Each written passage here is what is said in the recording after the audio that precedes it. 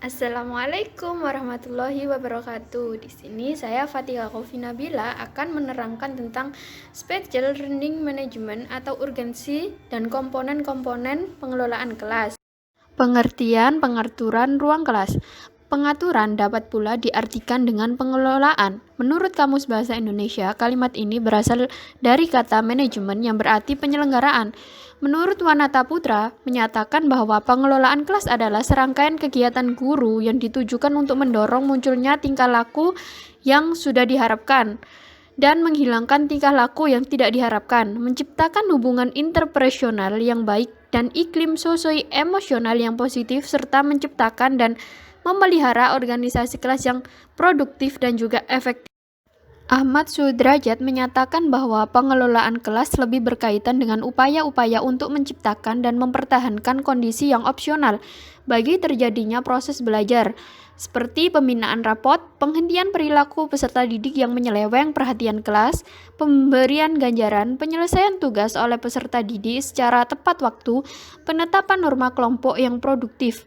Di dalamnya juga mencakup pengaturan orang atau peserta didik dan juga fasilitas. Sedangkan menurut Windsor menyatakan bahwa pengelolaan kelas adalah cara-cara yang ditempuh guru dalam menciptakan lingkungan kelas agar tidak terjadi kekacauan dan memberikan kesempatan kepada siswa untuk mencapai tujuan akademisi dan sosial.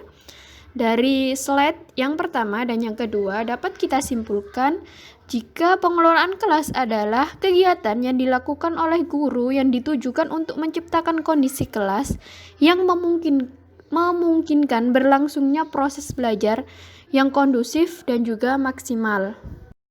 Urgensi pengelolaan kelas, pengaturan kondisi kelas, dan iklim belajar. Pengelolaan kelas dalam pengembangan budaya dan iklim sekolah adalah segala hal usaha yang diarahkan untuk mewujudkan suasana dan kondisi belajar di dalam kelas agar menjadi kondusif dan menyenangkan, serta dapat memotivasi siswa untuk belajar dengan baik sesuai dengan kemampuan. Dengan kata lain, pengelolaan kelas merupakan usaha dalam mengatur segala hal dalam proses pembelajaran, seperti lingkungan fisik dan sistem pembelajaran di lingkungan kelas. Pembelajaran yang efektif merupakan kondisi kelas yang kondusif. Kelas yang kondusif adalah lingkungan belajar yang mendorong terjadinya proses belajar yang intensif dan efektif. Strategi belajar apapun yang ditempuh guru akan menjadi tidak efektif jika tidak didukung dengan iklim dan kondisi kelas yang kondusif. Oleh karena itu, guru perlu menata dan mengelola lingkungan belajar di kelas sedemikian rupa sehingga menyenangkan, aman, menstimulasi setiap anak agar terlibat secara maksimal dalam proses pembelajaran. Pengelolaan kelas yang baik dapat dilakukan dengan 6 cara. Yang pertama, menciptakan lingkungan fisik kelas yang kondusif. Yang kedua, penataan ruang belajar sebagai sentral pembelajaran. Yang ketiga, penetapan strategi belajar yang tepat. Yang keempat, penelitian hasil belajar. Yang kelima, pemanfaatan media dan sumber belajar. Yang keenam, menciptakan atmosfer belajar yang menyenangkan, mengasyikkan, mencerdaskan, dan menguatkan.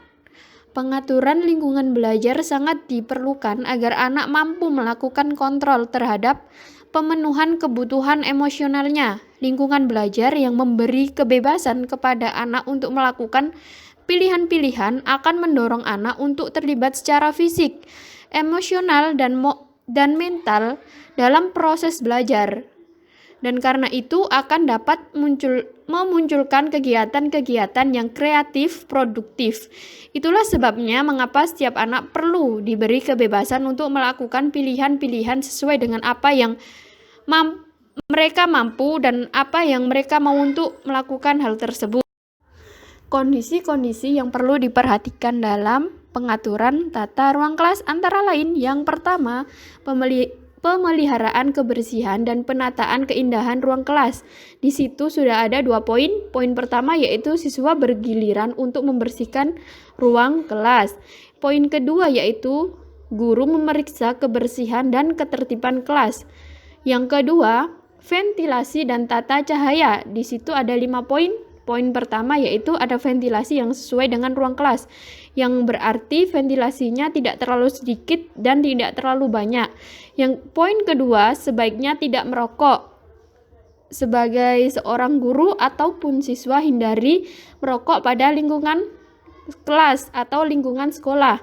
Yang ketiga, pengaturan cahaya perlu diperhatikan. Hal ini karena sesuai dengan poin pertama, jika terlalu banyak ventilasi maka cahaya akan semakin banyak yang masuk sehingga biasanya dapat menyilaukan mata dari peserta didik ataupun guru. Yang keempat, cahaya yang masuk harus cukup. Yang kelima, masuknya dari arah kiri, jangan berlawanan atau bagian depan, yang berarti saat masuk atau mau keluar kelas sebaiknya dengan tertib dan tidak terburu-buru atau tergesa-gesa. Yang ketiga yaitu penataan keindahan.